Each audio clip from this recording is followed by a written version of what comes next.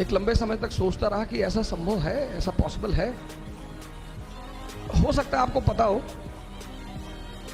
कलाम साहब अपनी शादी की डेट भूल गए। मैं तो 1 महीने से हर डेट काट रहा था कि अब मेरी शादी 15 दिन बाद, अब मेरी शादी 14 दिन बाद, 13 दिन बाद।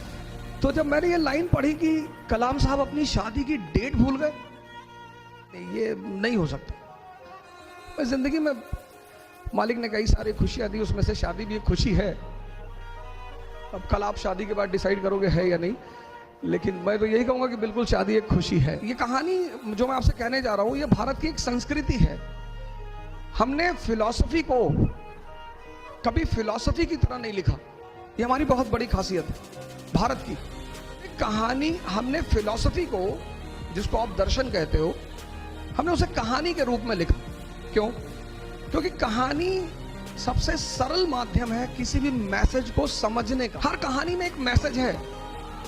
आप मूवी देखते हो मुन्ना भाई MBBS, supreme court of India ने उस मूवी से इतने सारे मैसेज लिए।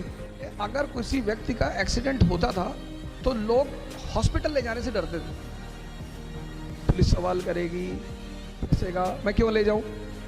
लेकिन उस मूवी से सुप्रीम कोर्ट ने यह मैसेज लिया कि नहीं, जब भी कोई घायल आदमी हॉस्पिटल जाता है तो हॉस्पिटल उसे पहले एडमिट करेगा और जो व्यक्ति लेकर जाएगा उससे कोई सवाल जवाब नहीं किया जाएगा।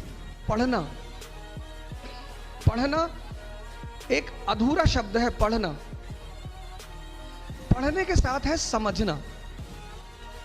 अब किताबें कैसे लिखी हैं, आप सब एक किताब पढ़ते हो, लेकिन एक आदमी कुछ ज्यादा समझता है, एक आदमी कुछ कम समझता है। उसके पीछे वजह क्या है? इंपॉर्टेंट बात। आप में से बहुत सारे लोग कहेंगे साहब हम बहुत पढ़ते हैं, हमको रिजल्ट नहीं मिलता साहब। मैं मानता हूं, नहीं, मैं वो सीधी लाइन में लिखी गई ऐसे सारी किताबें, बाइबल, गीता, कुरान, सारी ऐसे सीधी लाइन में। अब मालिक ने क्या कहा हमसे कि किताबें तो लिखी हैं सीधी लाइन में, अगर तुम्हारे में समझ है तो इन लाइनों को जोड़ो। मेरी बात पे फिर से गौर करिए। आप किताब पढ़ते हैं, आप में से बहुत सारे लोग उन लाइनों को जोड़ते नहीं, पढ़ते चले जाते, पढ़ते चले जाते, पेन ले लिया, अंडरलाइन कर रहे नहीं। जैसे मूवी मैसेज दे रही है, ऐसे वो किताबें भी मैसेज दे रही हैं।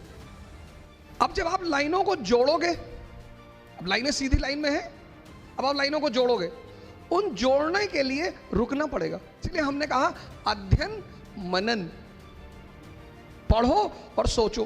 तो जैसे आपने वो लाइन जोड़ोगे तो फिर आपको दोनों लाइन के बीच का संबंध समझ में आएगा। किसी भी चीज को सिर्फ किताब पढ़ने से कोई राजा नहीं बनता। दुनिया में एग्जीक्यूटिव का एग्जाम होता है, सैफिन साहब आपके सामने, जुडिशरी का एग्जाम होता है। पूरी दुनिया में कहीं भी लेजिस्लेचर के लिए कोई एग्जाम नहीं होता।